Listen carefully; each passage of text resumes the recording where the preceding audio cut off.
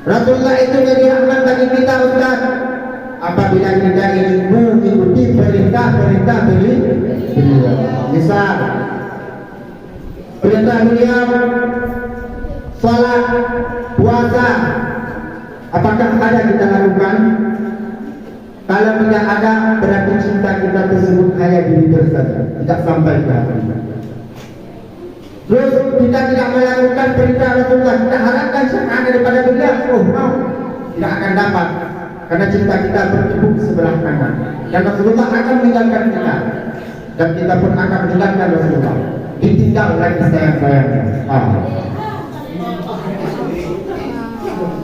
Ternyata salat ini, kata Rasulullah, as-salatu imanuddin. Salat ini merupakan tiang agama. Kalau seseorang telah melakukan ibadah salat, berarti dia telah memperkokoh agama Islam. Kalau dia tidak salat, ditinggalkannya sengaja tanpa azar, berarti dia tidak sadar, secara tidak langsung dia telah meruntuhkan agama Islam. Kita harus tahu, orang yang meninggalkan salat secara sengaja, Allah akan mengazab orang tersebut. Pernah dulu di zaman Khalifah Abu Bakar As-Siddiq, seseorang ini meninggal. Jenazah ini terdapat semasa hidupnya tidak pernah salat selama sekali. Umurnya 45 tahun. Dari umur 15 tahun sampai umur 45 tahun, dia tidak pernah salat sama sekali. Bayangkan. Jadi sikap derita ketika dia ini telah meninggal, maka majulah Abu Bakar As-Siddiq sebagai imam untuk menjalani salat jenazah hamba ini. Jadi sahabat-sahabat yang lain sebagai jamaahnya. Ketika Sayyidina Abu Bakar As-Siddiq mau bertakbir dengan pertama, ternyata terengganya ini bergoyang sendiri. Mayat ini bergoyang sendiri, seperti hidup, kiri ke kanan, kiri ke kanan. Ternyata dibatalkan dulu oleh Abu Bakar takbir pertama. Kemudian maju Sayyidina Umar bin Khattab memeriksa, ada apa? Ternyata orang sudah mati hidup kembali, seakan-akan seperti itu. Ketika dibuka kain kafannya oleh Umar bin Khattab, dilihatlah ular yang sangat besar sedang menggigit jenazah tersebut. Naudzubillah min dzalik. Sedang digigitnya. Kemudian Umar ini karena bawaan yang keras, diambil pedang ini, dibunuh ular tersebut. Dengan izin Allah Subhanahu wa taala, ular ini berbicara seperti manusia. Hai Khalifah, hai Umar bin Khattab, jangan kau bunuh aku. Aku ini adalah utusan Allah. Allah yang menulisku untuk menyiksa orang ini. Kemudian dibalas oleh Umar bin Khattab, wahai ular, mengapa engkau melilit si jenazah ini? Ketahuilah oleh kalian semua, jawab ular ini, ular. Saya cuma menyampaikan kata-kata ular, bukan saya ular ya. Harus kalian tahu bahwasanya jenazah ini ketika masa hidupnya dia tidak pernah salat 5 waktu dan dia tidak pernah salat Jumat. Bayangkan. Mulai dia balik 15 tahun sampai 45 tahun, dia tidak pernah salat sama sekali. Maka Allah mengutusku untuk menyiksa orang ini semenjak dari dunia, alam kubur, alam akhirat, dan sampai di neraka. Naudzubillah. Ini yang sangat kita takutkan. Dan ternyata siksa bagi orang yang tidak melakukan ibadah salat, ditinggalkan secara sengaja. Berkata oleh Imam Ibnu Hajar Al-Asqalani, apa kata beliau? Orang yang tidak pernah salat, yang ditinggalkannya sengaja, ini adalah ciri-ciri orang yang meninggalnya tidak membawa iman kepada Allah Subhanahu wa taala. Ini yang sangat kita takutkan. Mengapa? Perintah Allah saja dia tinggalkan. Bagaimana dia bisa berharap rahmat dari Allah, berharap syafaat dari Rasulullah? Perintah Allah saja dia tinggalkan. Maka kepada siswa-siswi, kalau pasangannya ini tidak salat, jangan pernah kenalan lagi sama dia, putuskan saja karya lain. Mengapa? Perintah Allah saja dia tinggalkan, apalagi perintah kamu? Ya, tinggalkan itu bisnis. Oke? Paham? Paham. Jadi Bapak Ibu sekalian, sesuai dengan sahabat, SMA Negeri 1 Pulau Tanjung Barat.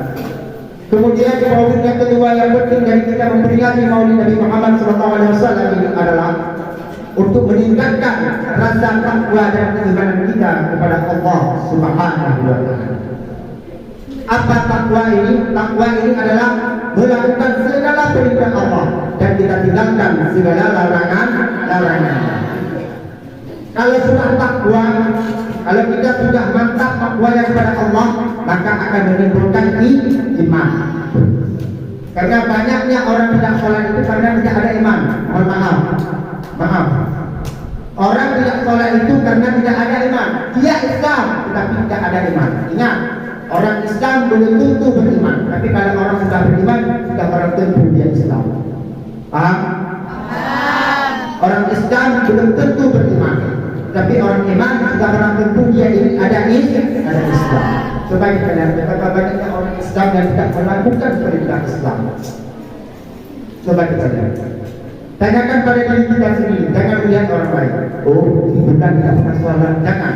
Lihat kita dari diri kita sendiri. Pernahkah saya sholat? Adakah salat yang saya tinggalkan? Adakah kemarin saya datang ke masjid Masjid Bapak Al-Bapak? Adakah tidak? Di depan saya harus sholat. Maka kalau kita benar-benar cinta kepada Rasulullah, buktikan cinta tersebut. Melalui mentaati perintah Allah, mentaati perintah Rasulullah Sallallahu Alaihi Wasallam. Hadirin Bapak Ibu sekalian yang dirahmati oleh Allah Subhanahu Wa Taala. Berbahas tentang iman, ternyata level keimanan seseorang ini bisa turun, bisa naik, bisa turun, bisa naik. Kadang-kadang stabil imannya, kadang-kadang enggak. Iman ini persis seperti strum listrik. Tahu strum listrik? Kadang-kadang strum listrik hidup lampu. Kadang-kadang strum listrik bisa ikut kulkas, kipas angin. Tapi kalau strum ini mati, kipas angin mati, lampu mati, kulkas tidak hidup, televisi tidak bisa ditonton karena strum listrik mati. Iman ini sama seperti strum listrik. Kalau ada iman, orang tersebut mau sholat, mau puasa, mau ke masjid, mau berbuat baik, karena imannya lagi naik. Tapi kalau ketika imannya lagi turun 0,5 imannya, dia tidak mau sholat. Walaupun kita contoh, sekarang kamu ini 1 juta, tidak mau dia, karena imannya lagi turun. Puasa tidak mau dia, orang lain puasa dia bisa rokok sudah. Orang lain puasa di ujung kanan saja, di ujung kanan saja. Mengapa?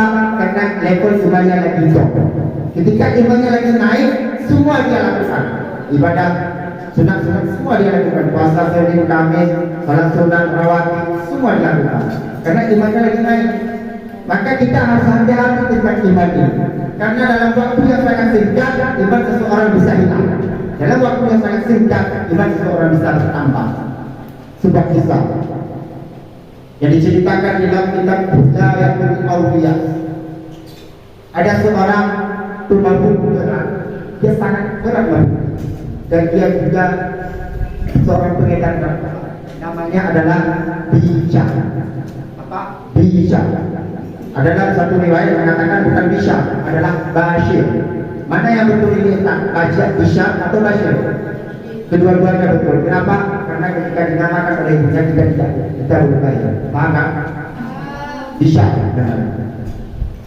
Jadi si Bisa ini pekerjaannya tidak lain, mabuk, sabu-sabu, ganja. Itu ada kerjaan. Pagi, siang, malam, petang, itu ada pekerjaan. Yang lain tidak ada. Salat, puasa, zakat tidak dikerjakan. Jadi pada suatu ketika yang ini mau membeli rokok ke sebuah toko yang kurang lebih jaraknya itu 150 meter dari rumahnya, toko tersebut. Ketika di tengah perjalanan, dia menemukan sesaji kertas yang bertuliskan Bismillahirrahmanirrahim di tempat tersebut. Dia ini si Bisa ini kemana-mana dia tidak pernah memakai sandal. Bukan tidak sambil membeli sandal, memang begitu bawaannya. Kan ada orang seperti itu. Kalau di sini orang-orang yang crazy banyak gitu ya. Orang-orang gila. Dengar ibu. Jadi si Bisa ini kemana-mana tidak pakai sandal. Ke masjid nggak pernah. Misalnya lewat di masjid nggak pakai sandal. tokoh nggak pakai sandal kemana-mana